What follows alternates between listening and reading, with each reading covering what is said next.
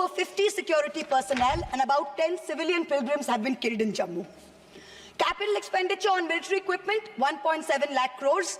On paper, this shows that it's almost a 10% increase. What we haven't taken into consideration is this increase was largely due to Russia's inability to supply contracted weapons to us because of the Ukraine war. If we take into account inflation and we take into account the rising dollar rate, we're almost flat.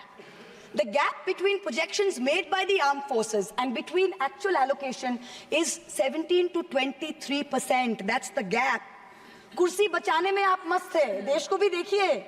We need close to 3%, 2.5 to 3% of GDP to defense. This is something that the country needs to look at.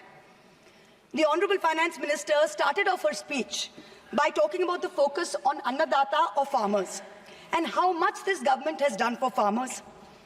The Economic Survey of 24 says 42.3% of Indians depend on agriculture. That's 600 million people, that's 60 crore people.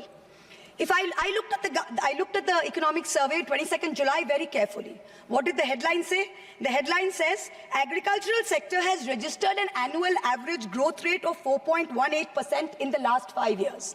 But then I needed to read and read and read, and in the fine print was written that last year was only 1.4%. So 4.18 over last 5 years is anyway, when you compare it to inflation, is nothing. But when you compare last year's growth of only 1.4%, what is it saying for 60 crore of our people who depend on farming? Productivity and resilience in agriculture was one of the first themes, priority number 1, according to the Finance Minister's budget. She had made 9 priorities. This was priority 1. But the provision for agriculture and allied sectors is only 1,52,000 crores. Whereas the provision for one bullet train from Ahmedabad to Mumbai is 1,08,000 crores.